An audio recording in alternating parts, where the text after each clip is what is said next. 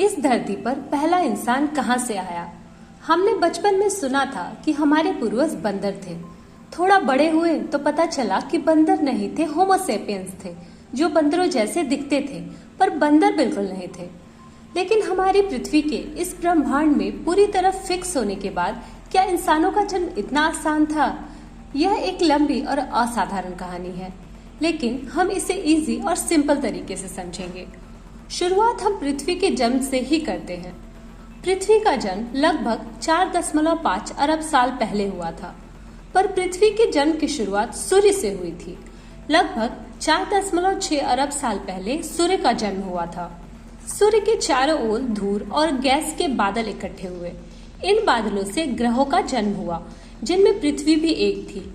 जब पृथ्वी का जन्म हुआ था, उस समय यह एक गर्म और पिघले हुए चिपचिपे पदार्थ का गोला थी। इसकी सतह पर तापमान लगभग 1000 डिग्री सेल्सियस से 2000 डिग्री सेल्सियस था। पृथ्वी के इतना गर्म होने के कई कारण थे। सूर्य से निकलने वाली एनर्जी ने पृथ्वी को गर्म किया। जन्म के समय कई ग्रहों के टकराव हुए थे, जिससे भी काफी एनर्जी पैदा हुई थी। उस समय रेडियो एक्टिव मटेरियल जैसे कि यूरेनियम और थोरियम थे, जो एनर्जी पैदा करते थे, जिससे पृथ्वी और भी गर्म होती चली गई। पर धीरे धीरे पृथ्वी ठंडी होने लगी। सबसे पहले पृथ्वी की सतह ठंडी हुई, जिससे यह एक ठोस पपड़ी बन गई। पृथ्वी ने अपनी एनर्जी को अंतरिक्ष में फैलाया, जिससे इसका टेम्परेचर कम हुआ। पृथ्वी के चारों ओर वायुमंडल बना, जिससे एनर्जी को सोख करके पृथ्वी को ठंडा करने में मदद मिली। फिर कई सालों तक बारिश हुई और पृथ्वी धीरे धीरे ठंडी होती चली गई।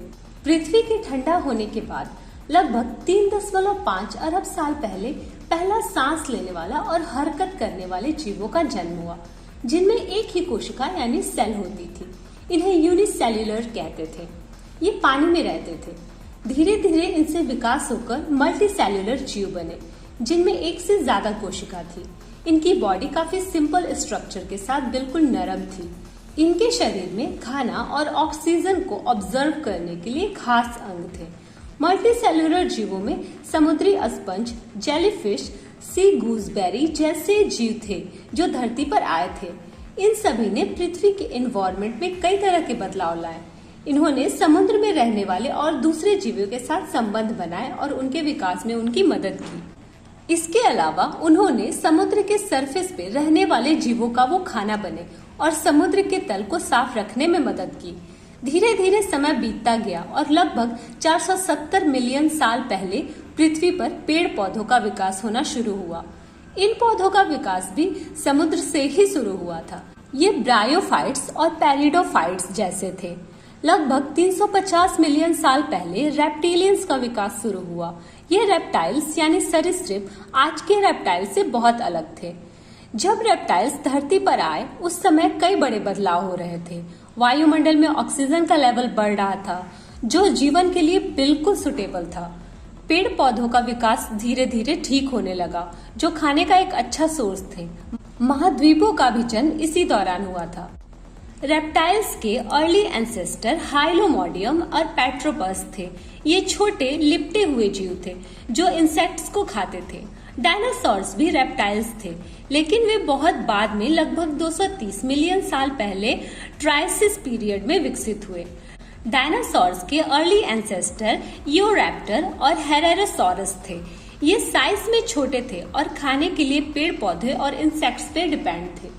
रेप्टिलियन के समय में एक समूह था जो सिनैप्सिड कहलाता था। सिनैप्सिड रेप्टिलियन थे, जो स्तनधारी जीवों के पूर्वज थे, और इंसान भी कहीं ना कहीं इन्हीं से कनेक्टेड है। सिनैप्सिड रेप्टिलियन जैसे दिखते थे, पर इनका शरीर ज्यादा विकसित था। ये जमीन पर रहते थे, पेड़ पौधे और मांस खाते थे। सिनैप्सिड से थेरैप्सिड विकसित हुए, जो स्तनधारी जीवों के पूर्वज थे। थेरैप्सिड ने पृथ्वी पर लगभग 200 मिलियन साल से 65 मिलियन साल पहले तक शासन किया। 65 मिलियन साल पहले एक बड़ा उल्कापिंड पृथ्वी से टकराया, जिससे डायनासोर्स और कई दूसरे जानवर विलुप्त हो गए। क्योंकि उल्कापिंड के टकराने के बाद बहुत बड़ी मात्रा में धूल और धुआं वायुमंडल में फैल गया था, जिससे सूरज की रोशनी धरती पर नहीं पहुंचती थी। ज्वालामुखी का विस्फोट बढ़ गया, भूकंप और सुनामी बढ़ गए। इन सब के बाद पृथ्वी का टेम्परेचर काफी हद तक गिर गया, जिससे डायनासोर्स के साथ कई प्रजातियां खत्म हो गई। लेकिन इस घटना के बाद थेराप्सिड को मौका मिला और वे विकसित होकर स्तनधारी जीव बन गए। पर इतनी भीषण तबाही के बाद यह थेराप्सिड बच कैसे गया? दरअसल थेराप्सिड साइज में छोटे थे, अंडरग्राउंड होकर रह सकते थे, इम्यूनिटी ज्यादा थी उनमें और ऐसे कई कारक थे जिस कारण इनकी कुछ प्रजातियां बच गई, पर सभी नहीं। स्तनधारी जीवों में एक समूह था जो प्राइमेट्स कहलाता था। प्राइमेट्स में मनुष्य, बंदर, लीमूर और भी दूसरे प्रजातियों के लक्षण थे। जैसे इनकी 5 उंगलियां थी जिनमें अंगूठे अलग दिखते थे, रंगों को पहचान सकते थे, समूह में रहते थे और किसी भी घटना को याद रखने की क्षमता थी उनमें। प्राइमेट्स धरती पर 60 मिलियन से 2 मिलियन साल पहले तक रहे। प्राइमेट्स से होमोनिड्स विकसित हुए जो इंसान के पूर्वज थे। होमोनिड्स से होमो सेपियंस विकसित हुए जो आज के मॉडर्न इंसान है। इंसान की उत्पत्ति एक जटिल और लंबा प्रोसेस थी जो पृथ्वी के जन्म से शुरू हुई। रेप्टिलियन, सिनेप्सिड, थेरेप्सिड, प्राइमेट्स, होमोनिड्स और फाइनली होमो सेपियंस सभी ने इंसान के विकास में काफी अच्छी भूमिका निभाई।